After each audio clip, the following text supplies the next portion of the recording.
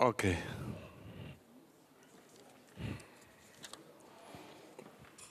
Yeah, please take your seat because we are already on air.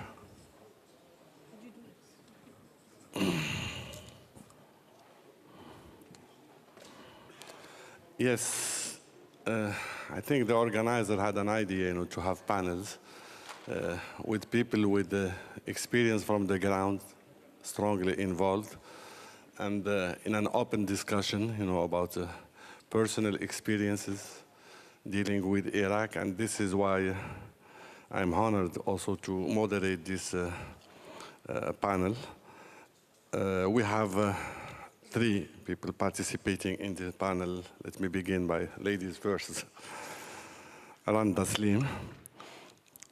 Randa Slim is now a director of the initiative Track 2 Dialogue at the Middle East Institute in Washington, D.C. Her involvement with Iraq dates back to 2006 when she organized, moderated a Track 2 Dialogue focusing on national reconciliation involving parliament members, tribal leaders, civil society, etc. That effort ended in 2009. Now I got to know her and to meet her when I was still in Damascus, in Syria. She used to organize every 2-3 months very, very interesting meetings with the Middle East Institute on the situation in the Middle East, in which we reserve one day to Iraq, one day to Syria, to Libya, Egypt, about what's happening with very knowledgeable people from the area as well as people involved internationally. We have also Paul Hamill, Director of Strategy and Communication for the American Security Project, ASP, leading political and national security policy and communication strategist. He provided advice to a number of high-level foreign policy officials regarding national security, strategic communication. These include officials within the NSD, DOD, CENTCOM, congressional staff, and officials from a number of other countries. Then we have Mr. Patrick Graham, freelance writer based in Toronto, like me, a Canadian, works for CBC Canada and Global Television Canada, and appeared in numerous broadcasts, including BBC England, Channel 4 England, CNN, Fox 6 News, and NPR, and he has been several times in Iraq, covering from the ground in different parties of the Iraq. So we will begin this by asking a question. I have a question when I try to sum up about all what we were talking today. My question is much more, it's linked to ISIS. So ISIS in the beginning in Syria, in Iraq, moved to Syria, then back to Iraq, then recently in Libya. Then we heard about a lot of allegiance coming from different parts. You have the State of Sinai group, you have even in Africa, Boko Haram or whatever. We were talking since especially the problem of Somalia in '99 about the theory of a failed state. Are we going to face, or do you think we have the ingredient of a failed region or failed regions now?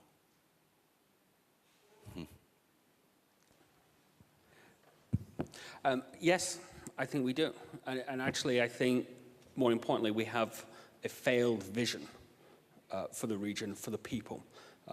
They are left with 2 bad choices.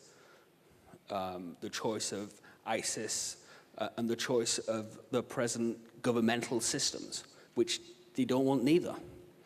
And what we need to really move forward with is developing and helping Arabs, especially, develop a new vision for their societies, both socially, economically, and politically.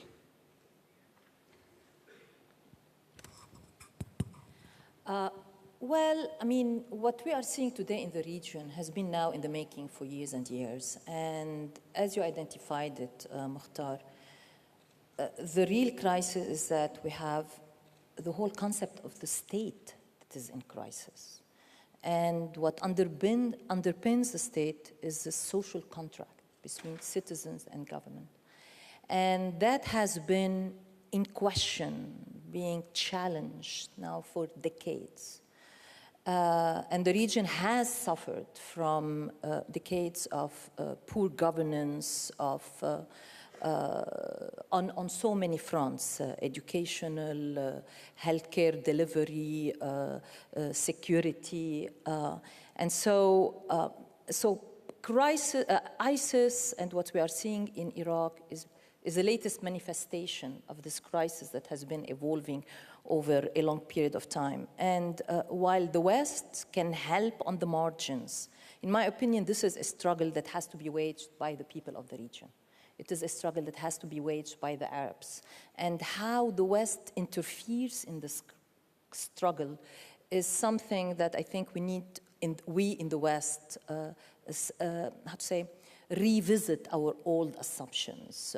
I'm one of the believers who thinks that while it was good to get rid of Saddam, but also the US intervention in Iraq delayed for years, in my opinion, what we eventually saw in 2011 with the Arab Spring. I think what's happening today in Iraq is also going to delay what needs to happen in the long term. And it's going to take decades, it's going to take people, especially youth people, civil society, to pick up and its act again together. But it's something that I agree with you. We are facing a failed region. We will be facing a failed region for years and years to come. But eventually the solution, with some marginal help from the outside, the solution has to emanate from the people of the region agreeing together on what type of state and what type of region do they want going forward. Yeah, just to continue with this, because when you take in consideration this region as a failed region, take in consideration oil and the importance for the international economy. Take also in consideration how fragile things with the problems that historically are there, the Middle East, all these kind of projects. The way they demonstrate, the young people, how far away when I take, even those that they try to have an experience democratic of election, nobody is interested to participate in election. Then the frustration. I saw recently a poll that was done in North Africa, asking young people between 18 and 30, giving them 10 things to choose. In the 3 countries, I think about more than 70% to get a visa, a passport, and to leave the area, definitely. Those are scaring scenario. So when you link also these to the state in the region, the state in Yemen was not like state in Syria or in Iraq. It's totally different. But everybody is facing this failed region now. When I talk about state, I really think the major underpinning of the state, or the concept of the state, the sustainability of the state, is the social contract between the governed and the governor. And it's the social contract that needs to be reinvented. And that's what we are, going to be witnessing, going through a wave of ISISm to maybe who knows what comes after ISIS once it's defeated militarily. But this social contract is challenged, and there are different ways by which different societies in the region and different countries are dealing with this challenge. Tunisia has gone through a lengthy constitutional revision of the social contract, and we'll see whether this is sustainable. And it's very important that it sustains and it succeeds, because we need a success model of how you can do this renegotiation of the social contract non-violently and through legal and constitutional means. The social contract in Syria is being challenged violently, has been challenged violently since 2011. The same thing in 2000, with the beginning of 2003, the old social contract in Iraq was upended, and in my opinion has never been renegotiated, for the failure of national reconciliation, for the failure of having a constitution that was, in which everybody in the Iraqi system, in the Iraqi society, felt their voice was represented by the constitution. So for a number of reasons. And until that social contract is revisited, is renegotiated between the different components of the society, we are going to see this state in different in different parts of the region continuously being fragile and being, subject to upheaval. Thank you. Back to Iraq, I know, Patrick, you were several times in different parts of Iraq. You were in Anbar, and you were mentioning to me the changes in Anbar. I think people they would like to hear, according to your experience as a journalist going on the ground. Yeah, I first went to Anbar during the during the invasion. It was a few weeks before Baghdad was taken over, and I had made friends with a family in a small village between Ramadi and Fallujah, and they smuggled me out there. And it was extraordinary because it was an evening when everybody from the village and the area, the surrounding sheikhs, got together and were deciding whether or not to fight the Americans. And I didn't speak Arabic, which is why I was allowed to sit there. But I found out later the decision was that they wouldn't fight. And then I went back about 4 months later, and that had changed. Various members of the family had joined the Muqawama, and I spent the next year getting to know them. But what was interesting for a journalist, it was very difficult to get published in an American magazine about the sort of tribal issues in and around Fallujah and Ramadi. There was a sense that culture made no difference, that no one could ever beat something like the 82nd Airborne, which I think caused a lot of problems in the area. And at the time, and which I think it's very familiar now, the general view was that everybody was a Ba'athist. And that anybody who had any grievances against the occupation was a follower of Saddam Hussein. The word dead-ender was the term that was used. And it's familiar now because now everybody in the area is seen as a takfiri. There was a piece in The Atlantic recently explaining the word takfir, which is extraordinary to get that into an American magazine, because I tried to get the word Salafi in for years. But now the word Salafi can't be taken out of the debate. It seems that every Sunni is a Salafi. And there's a tendency in the West, when you talk about the region, for Iraq, the response seems to be constantly military. And as Ramzi Mardini was saying, one of the things ISIS needs is this constant, it needs a military intervention by the West for its credibility. And there's something about Daesh that understands the Western mentality for a good guy, bad guy scenario, and a leader. And instead of having Saddam Hussein, we now have al-Baghdadi and ISIS. And it's extraordinarily familiar. The mindset in the West, particularly in the Western media, and the debate about Iraq is so reminiscent of 2003, 2004, where there's not a lot of interest in what is clearly a political problem in Baghdad. It's very difficult to have a conversation in the West and say, no, it's a political problem, because there's such hysteria around Daesh. And it's exactly the way it was 10 years ago. But Paul, that you were involved, mainly, on the issues of security, with this question of having boots on the ground, in Iraq. Just remind me when Patrick was talking about that, a debate that we had in the Security Council a long time ago when I was still ambassador there, when we had the resolution to go to Afghanistan, the international community. And during the debate, I remember that the American diplomats were defending the idea, we will settle in Kabul. So the UN said, no, it's much better, the international community should be everywhere. Say, no, if there are problems in the mountains, we are going to bomb them. Say, well, if you bomb them, you are going to kill civilians, and then you will have a lot of problems, because Taliban are going to be very popular, kill civilians. So what kind of risk you see about having boots on the ground from the West, to fight, ISIS, to restore, to help the Iraqi themselves? Do you see some danger, and what are these dangers?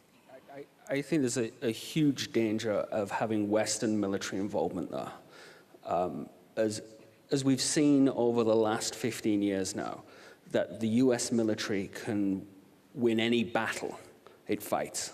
Tactically, there's no enemy it cannot beat. But it can't win strategically, because these are fundamentally political problems. And unless we deal with them on the political level, on the systemic level, we're not going to move forward. I mean, this is really about a constitutional settlement. And the more we push military, the more it's going to get worse.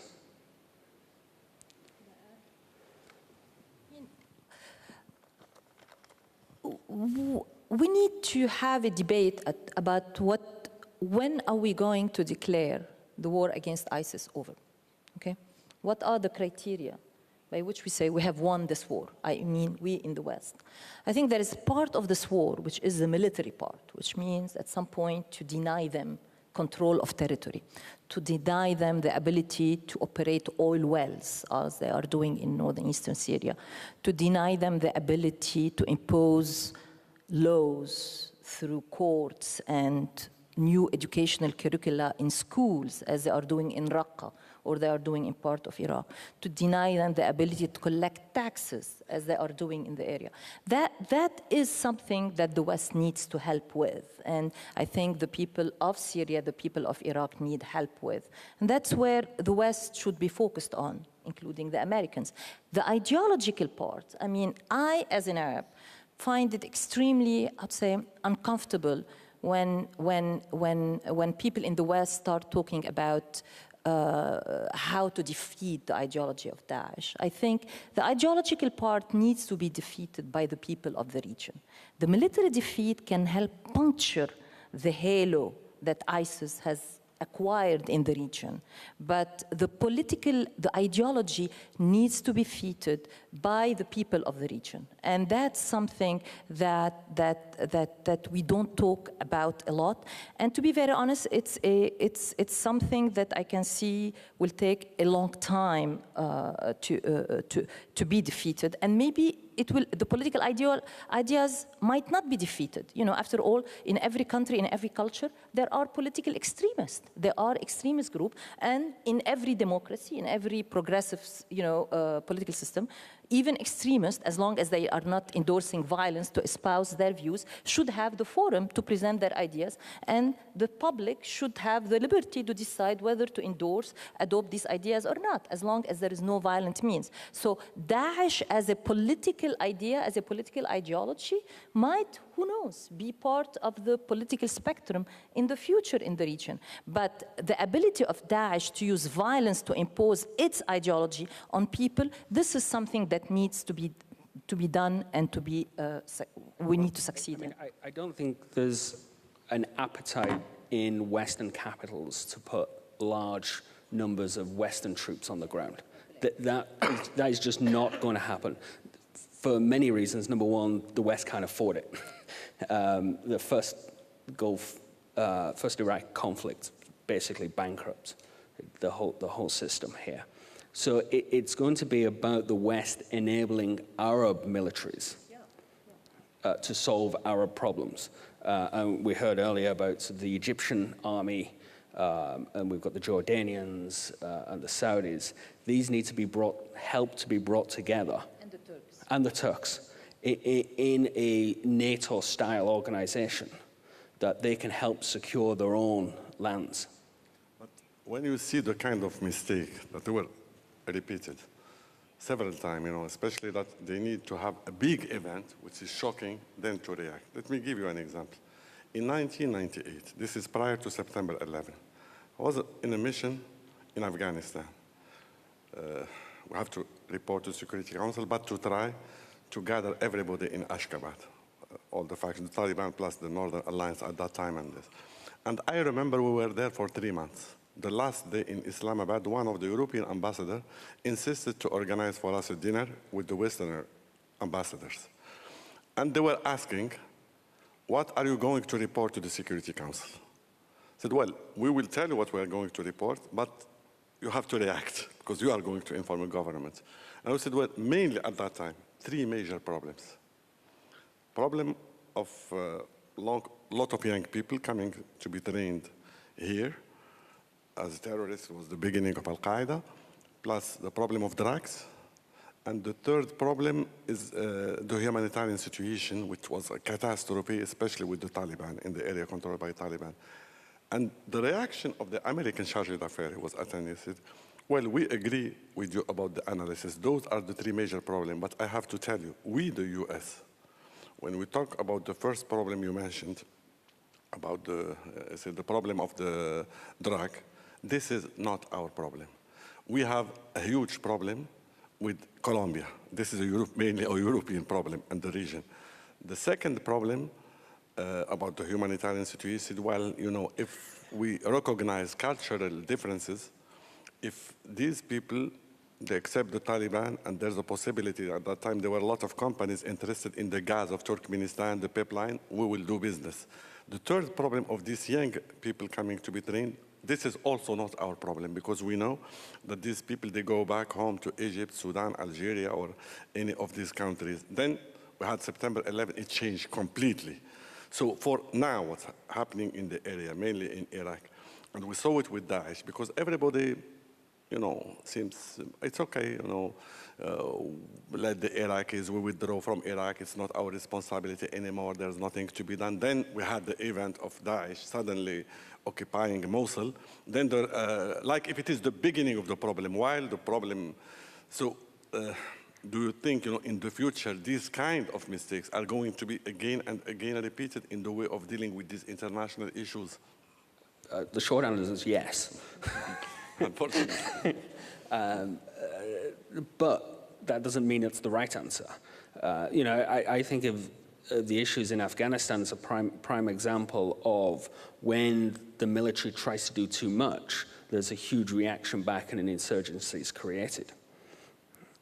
In Iraq and the region, we've got to be very careful of fueling Daesh further by our own involvement.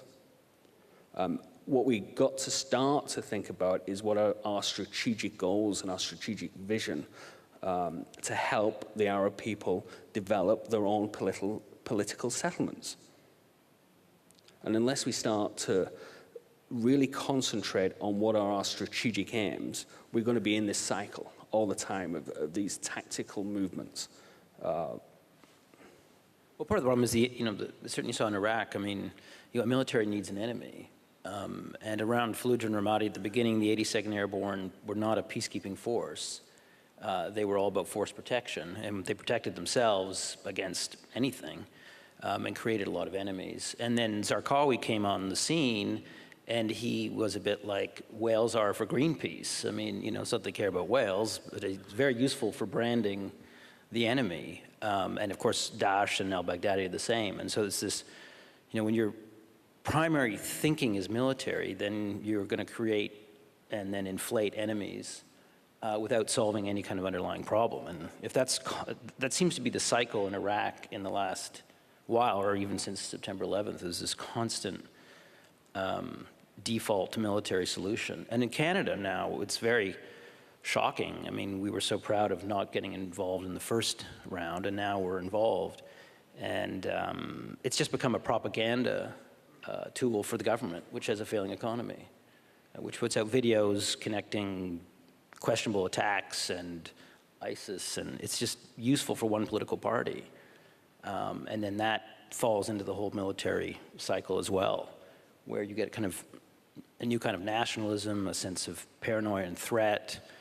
That is, I mean, in the last 6 months, Canada has shifted as a way of looking at the world, thanks to ISIS, as if they're about to invade. And there's an enormous amount of exaggeration on that. Well, let me turn to the audience. I'm sure that some people would like to participate, commenting or having some question, with specifically concentrating, on Iraq, please. So if there are any comment or question. Yes, please.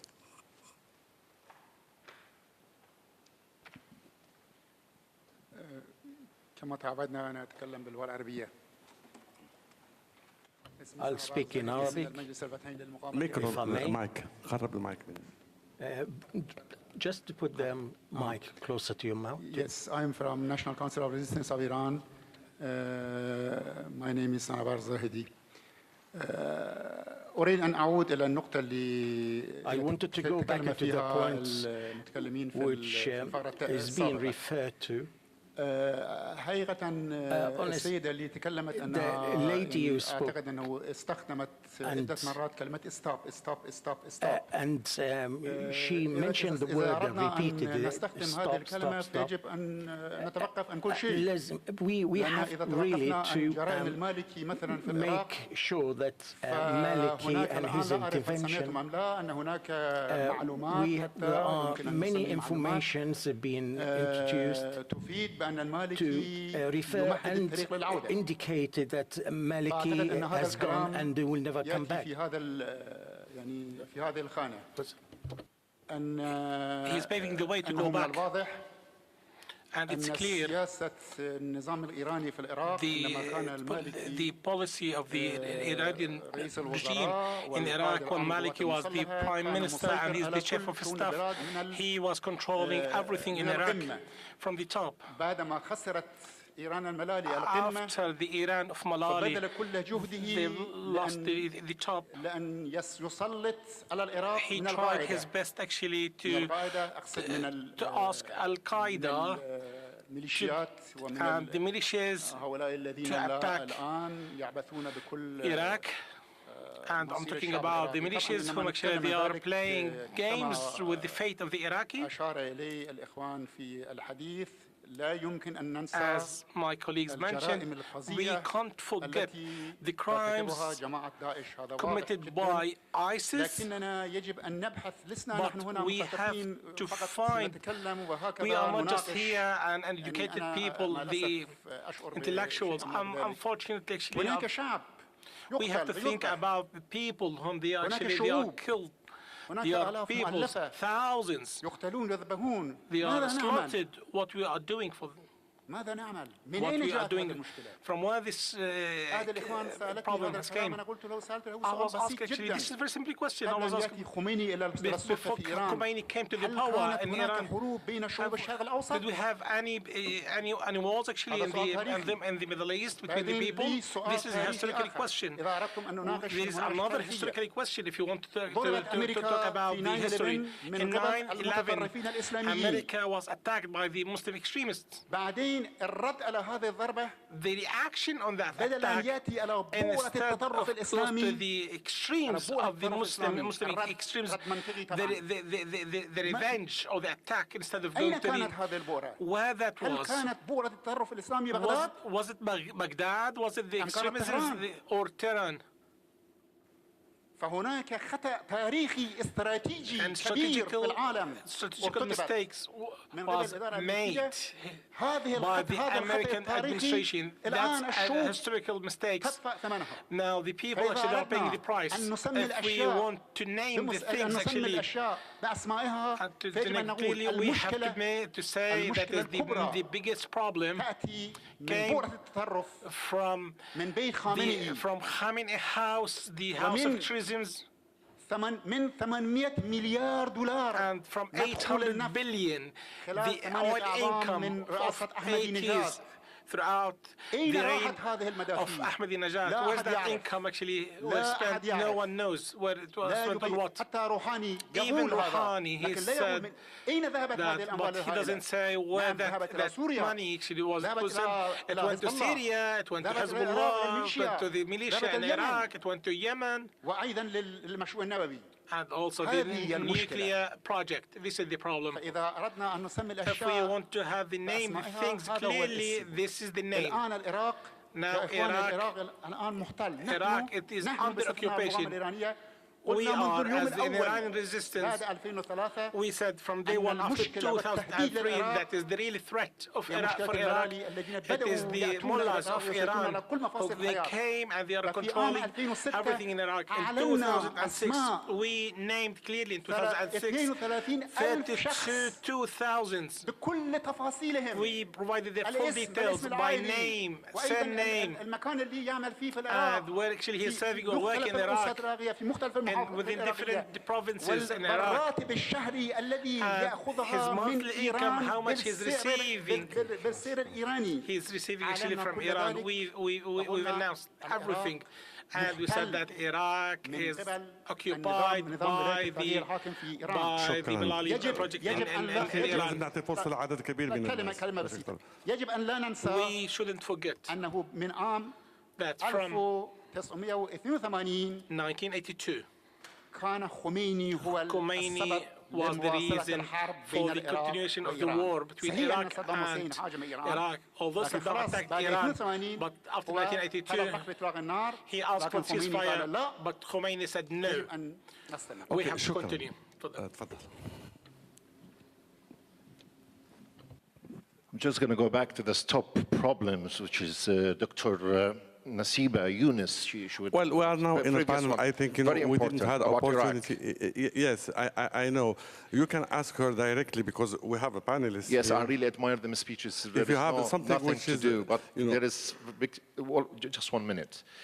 إذا أردنا الذهاب للمصالحة الآن في العراق If we want a reconciliation in Iraq, we have to forget the past completely and don't open any arguments about the past at all. We're talking now about it. That is, we need to open a new page, reconciliation in Iraq. We shouldn't really say no to Sunnah or Iran. The Shia militias, they killed over thousands of people in Kurdistan, 3 million Sunnis, as well as the brother here as well, mentioned the killings of Christians in Iraq, but there are thousands of Sunnis as well being killed by the Shia militias, and not just in Iran. I'd actually like to talk about both those points because I actually think they're incredibly linked in a sense that we've talked a lot today about the problems of Iraq being about the system. It's a systemic issue, it's the politics, and then we quickly move on to go, well, if we just change people around, we're going to end up with the same situation. We need to fundamentally look at the political settlement and let the Iraqis look at that themselves. Almost take a step back and re-examine. This is exactly almost what happened in the United States with the Congressional Congress at the start of this process. And also, we need to match that with a vision of the future for the region. And we must concentrate on the economic side of this. I mean, it shocks me that there's only one major free trade agreement with the Arab world, and that's with Morocco, with the United States. We talk a lot about a Marshall Plan. That's cheap talk. We need to really look at trade and economics to help the Arab world. This issue of national reconciliation in Iraq, and it takes 2 to tango. In the case of Iraq now, it takes 100 to tango. But I think the lack of mistrust is definitely a big problem, and it is a product of a regime under Saddam Hussein that has survived by sowing mistrust among its citizens. It's the same thing in Syria today, why we have this problem with a fairly fragmented Syrian opposition. And basically, it's opposition that the Syrian regime has how to say, it's an environment that the Syrian regime has cultivated, has manipulated by creating over 40 years of its rule, the Assad regime, a high level of mistrust among its different components of society. And that's why we are seeing the Syrian opposition fragmented the way it is. But let me take, it's just a general point, looking at national reconciliation as a topic, as a process for the region. We don't have a single successful project of national reconciliation in the Arab region writ large. And there have been many attempts at promoting national reconciliation after conflicts in different parts of the world, in different parts of the region. There has been the attempt at national reconciliation after the Lebanese civil war was over with the signing of the Taif Accord in 1990. There has been an attempt in Algeria after the end of its own civil war. There has been a meager attempt in Morocco after this king came to power to do some kind of justice and accountability, reconciliation with the past of the father in terms of the opposition. None of them has failed. There has been an attempt in Iraq. It hasn't I mean, none of them has succeeded. There has been an attempt in Iraq. In fact, there have been 2 top-down attempts in Iraq after 2003, and 1 bottom-up attempt in Iraq. None of them has succeeded. All this attempt at promoting reconciliation, some kind of negotiation between the different components of Syrian society are failing. We are not yet close to having a national reconciliation. But there is something. This should force us as people of the region to say, why aren't we able to reconcile? Why aren't we able, in each of these cases, to sit together and talk and try to, through negotiation, to come to some kind of a settlement of our differences. And it's interesting, you know. I remember when I was working on a track 2 in Iraq on national reconciliation, many other organizations were trying to say, oh, South Africa is the model. I mean, and many Iraqis will say to me, but we are not South African. I mean, South Africa cannot be our model. But the same thing, there is not one Arab model that we could put on the table to say, okay, I mean, you Iraqis, look at what the Lebanese did, or look what the Algerians did. We don't have any. And I'm still struggling with the fact that why, as people of the region, we are not able to somehow reconcile with each other and come through negotiation to end our conflicts. Is it, you know, to come back to this idea of national, is it because of the fragmentation? Because, of course, the example of South Africa, you have ANC.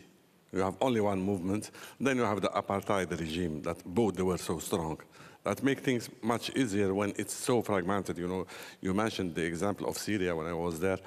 Just trying to have a data about what they call brigade. Of course, it has, you know, we counted more than 2,000 names, you know, different names. Then when you see the parties that visited me in Damascus, more than 150 parties. I know the majority of them have 10 people.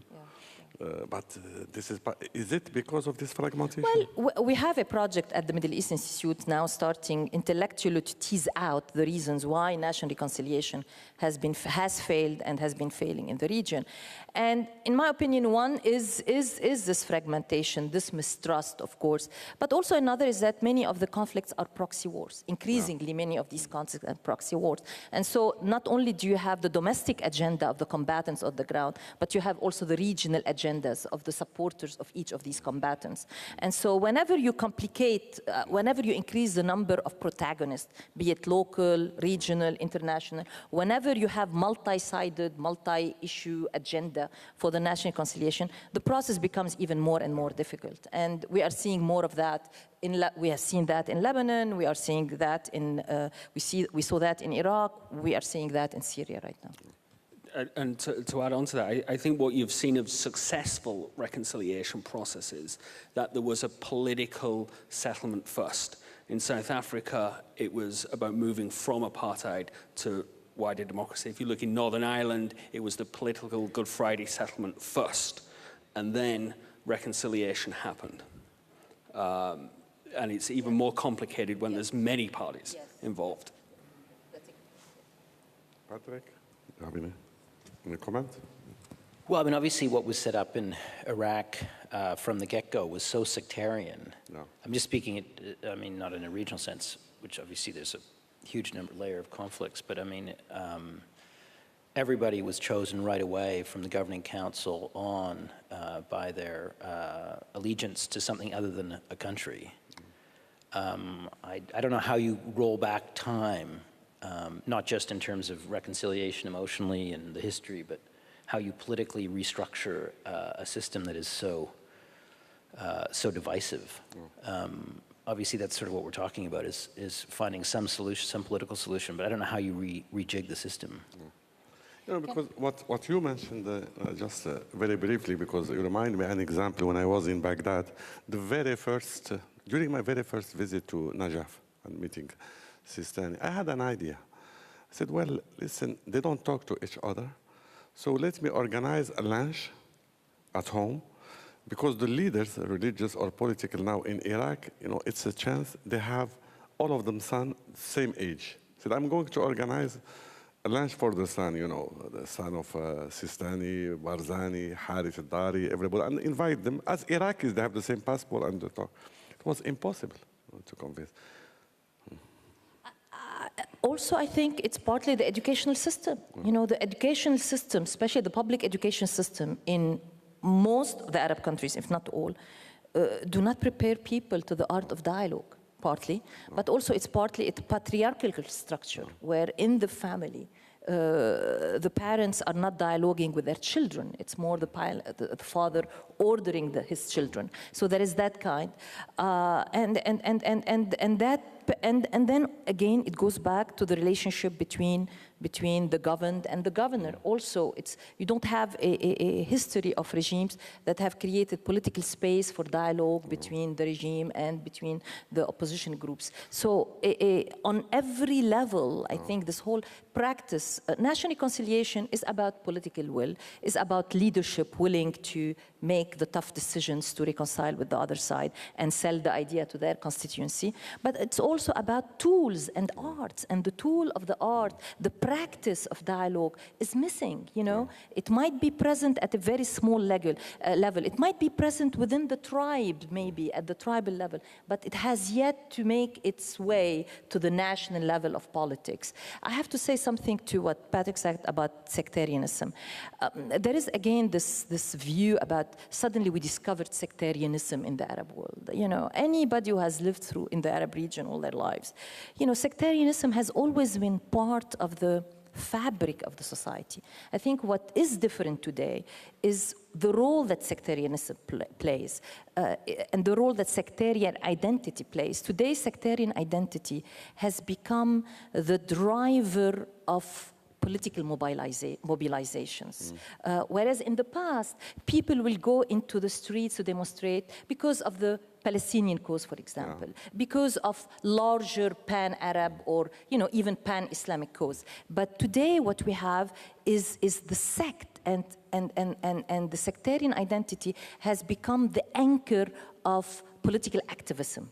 And that's what's different today. And that's what it is more dangerous about it. And partly it's because every other ideology that could underpin and drive political mobilization has failed, be it socialism in the old days, to pan-Arabism, to even pan-Islamism. And so sectarian identity now and sectarian ideology is the latest driver of this, you know, of what drives political mobilization and political activism. But let me tell you one thing, which was so shocking when I was in Iraq, because sometime when I used to be in Baghdad, to have people together for a dinner or for any event, it was very, very hard. But it happened to me several times traveling to attend some conferences. Then I'm approached by some Iraqis, you know, would like to organize a dinner for you, you know, to talk about your effort or whatever. I said, but who is going to attend? Once you are outside of Iraq, and it happened in Dubai, in Abu Dhabi, in Toronto, in several, so you have Christian, you have Muslim, Shia, Sunni. Once it's not the context that they are living inside, it's much easier to see people together. I mean, I was struck at times in Iraq how much dialogue there was when there was external threats. Oh. You know, I mean, when the Marines, the first attack on Fallujah, the sort of Muqawama's central command was in the central mosque there. I mean, and I was inside it, and you saw people, you know, guys who were in the Mahabarat, you saw Sufis, Salafis, Sheikhs, like everybody was there defending you know, Fallujah. I mean, it was a real mix of people that, I mean, you know, you wouldn't have thought would be together. So when there's an external threat, there is some level of cooperation. It's just that it seems to require a tremendous amount of violence to get there. But there are different, there is a dialogue to see where the other is coming from, to see the validity of the other point of view, versus a dialogue to just say my word and to impose my point of view. I think the latter is more than the former in the Arab culture to date. It's just there is still a definition of the one of the self through the denial of the other, or through being different or an enemy of the other, or just different from the other. We have and dialogue, a real dialogue, especially that one that underpins national reconciliation, is to not only understand where the other is coming from, but to also to accept the validity of their perspective. And that's extremely hard still to achieve in the Arab world. Let me turn back, you know, if there are any participation or comments from the audience. Yes, Mark.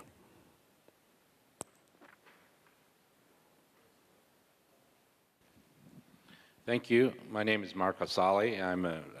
I work for the Iraq Stability and Security Program in Washington, D.C., and I've enjoyed this conference. I've been listening, and one point that kept coming up was Prime Minister Abadi. I don't even know why we keep mentioning Prime Minister Abadi. With all due respect, he's worthless. There's nothing he can do. The national movement, or the Harak al-Sha'bi, had submitted 14 demands when he took power. He hasn't done anything, which is proof that the decision is not his. The decision's coming from somewhere else. The circle around Prime Minister Abadi is the same circle that was around Nouri al-Maliki. So our problem really is Iran. It's not, so we're talking about national reconciliation, and the US, as I'm lobbying in Washington, I hear all the right things from the Republicans. They tell me we will support the tribal sheikhs, we will support the Sunnis, we will support the people in the areas that ISIS is in control of, and you shake hands with them, with the, let's call them the Hawks, the McCains and the Grahams and all the others, and even Corker. And then the next day, a statement comes out from the White House or the administration saying that we're not going to give you anything without approval of the central government. So we're back to square one again. So here we are, we're trying to find a solution and have national unity, and the Iraqi central government blocks every attempt. They won't even allow the National Guard, this idea that the US was part of. So these are the challenges we're facing. We're facing that a lot of people are saying that the Sunnis are not joining in the fight against ISIS. Well, if they follow the 14 demands that were submitted, then the militias would not be there. If the militias are not there, ISIS will not be there. ISIS is, one of the reasons ISIS is there is because the militias are there. The militias were there first, that were started by Iran. So I'm not pointing fingers, I'm just saying these are the real problems that we're facing in Washington. You know, you have, in Iraq, if we have a Shiite-Sunni problem, well, in Washington, we have a Democrat-Republican problem. You know, so just thought I'd sometimes you have a Democrat problem and a Republican problems also. You know, two things on that. You know, again, it's the system. It's a systemic issue. So we talk about prime ministers. You know, it's not that there's no will there. It's that the system's not allowing decisions to be made. And a story I heard for when John Kerry was chairman of the Senate Foreign Relations Committee. He invited the whole committee to his house for dinner to discuss foreign policy issues, and none of the Republicans would turn up. So there are some issues in Washington as well. Well, I mean, I'm one of those people who believes that you have to test people and see if they deliver. Abadi has been now in power for what, 6 months now? I mean, let's test him. I mean, he has done all the right talking, correct? He has made all the promises. The de-Ba'athification or the amendment to the de-Ba'athification law passed through the cabinet.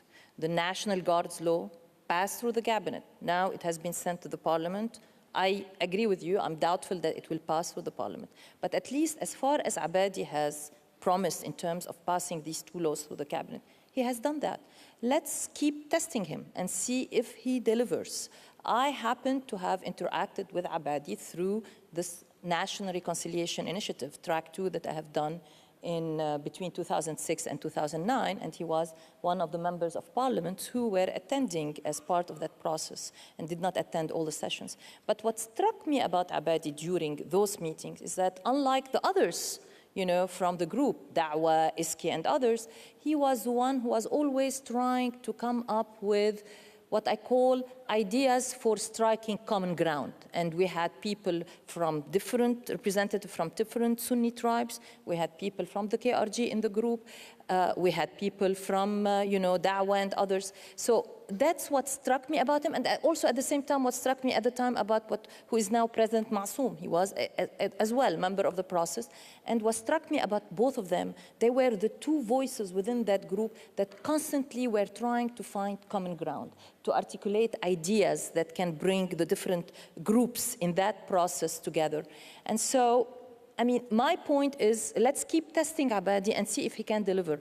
I happen to think that there is a problem that in terms of his being able to deliver the hawks in his constituency. Can he deliver the militia? I don't know, but let's keep testing him. Just to say a word, then I give the floor to the senator.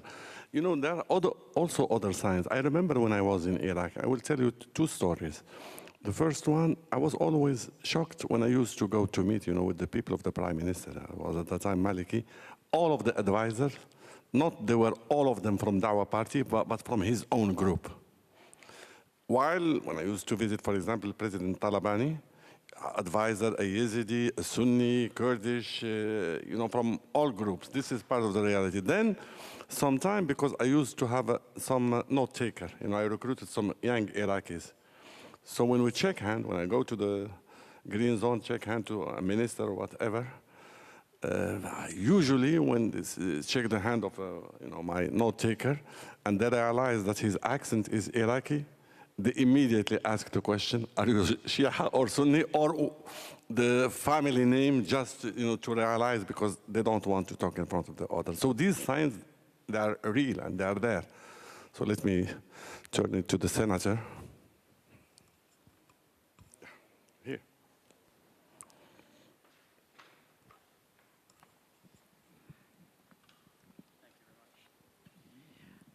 I want to address the issue of the testing of Abadi.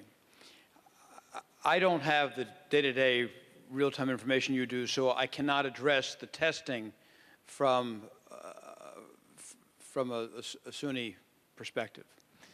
But I can from the one issue I do know, because I'm the legal representative of the MEK refugees. Maliki's policy of restricting fuel, restricting access to medical care, the almost daily abuse of these refugees who are there under promises of security of the United States and the UN is unchanged. It is true that none have been killed in these 6 months, like Maliki, who was clearly involved in allowing Shia forces to murder these people. Worse, the property at Ashraf, which is the life savings of these people worth hundreds of millions of dollars, even Maliki didn't steal it. Abadi has stolen everything and refused to sit. I'm telling you all this for a reason, because in my experience with these governments, they monitor everything where anything is said against them. I hope they're listening, because in terms of American policy, this matters. He may not like these people. He may enjoy the fact he's been able to kill some of these people. These people in the United States are a political reality. And their abuse, and the abuse of refugees under the protection, intellectual protection of the United States government, is a massive factor. So I agree with you. He should be monitored. He should be held accountable for his own administration, his own deeds. But I wanted to add to the conversation, and the one thing I know, so far, nothing has changed. It's even the same people Maliki had interacting with the camp, the same personalities. Thank you. I'd like to touch on the Iran issue connected with this. We're going to see in the next 10 days a deal come out of Geneva. I believe that the choices in reality are between a good deal that we're going to get and an Iranian nuclear weapon. It is not the choice of between a deal and we continue with sanctions. That is not what is going to happen. So reality is a choice between a deal and a nuclear Iran. We should fundamentally support the deal so we can go on to tackle the other issues that we have with Iran. And let's put the bomb to bed. I tend to agree with you in that respect. I think, let me put here on the table that while the nuclear issue and the bomb is a #1 issue of concern in the US-Iranian agenda, as well as in the P5+1 Iranian agenda, when it comes to people in the Gulf, the #1 item in the agenda between them and Iran is Iran's regional policies. And I think that's something that time will tell. And in my opinion, Iran has a choice going forward post the deal in terms of its regional policy. I mean, in terms of whether it's going to change it, try to reach out to alleviate the concerns of its neighbors, whether, for example, Iran will decide to be a region leader rather than behave as a Shiite leader the way it is. For example, in Syria, Iran is best positioned to bring a solution through the leverage, the pressure it can have over Assad and over the people supporting Assad, and instead of choosing to play the role of a regional leader that can promote peace in Syria, promote a political transition in Syria. Iran has decided to play the Shiite card and stick with the ally it knows, it trusts, rather than in terms of really promoting political change. What I have to say is that I've recently been to Tehran twice and talked with people in the country. And what strikes me is that as on the nuclear file, I think there are different voices in the political spectrum in Iran. I mean, there are voices that definitely would like to move toward a different kind of a regional policy for Iran post the deal. And they are right now focused so much on the deal and hoping that if the deal is struck, that will give them more weight in deciding the future of Iran regional policy. And there are voices, especially around the Iranian Revolutionary Guards, that I don't see them changing whether there is a deal or not. In fact, harder more if there is no deal, but they will keep being hard if there is a deal. So the question and the posture that Iran is going to take regionally will have a major impact on the region, in my opinion. And so it's a hypothesis. There is a debate in DC that a deal will lead Iran to adopt a more accommodative, less of an expansionist policy in the region.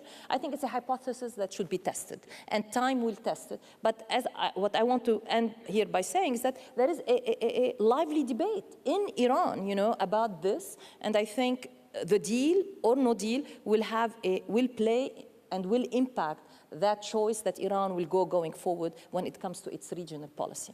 And the deal will ensure that the P5, and especially the United States, has far more flexibility in dealing with all the other Iranian issues. Fair point. But I think I think a lot of it is Iranian internal debates. Yes. I think it has to be about this balancing between the different centers of power in Iran that have different economic interests, different ideological interests, and I think that's something that we need to be watching going forward. Okay, if there's any last comment, if no, I think it's time. Time is running. Any last comment? Okay, let me thank our panelists, the three of them. It was very interesting. Thank you very much, and please join me in congratulating. I think we had an interesting day. I think the debate was very deep, very sincere. Calling a spade a spade. This is very important about all what's happening in the area, and I think this is very, very helpful for the future. To have other experiences like that. We didn't finish yet. We still have, tomorrow, 2 workshops. So I think it's time to conclude for this day. I think some people did have a press conference also now. So I thank you very much for attending. I thank for participating in the debate. I thank also our interpreters for the hard work they were doing, and everybody, the secretariat. Thank you very much.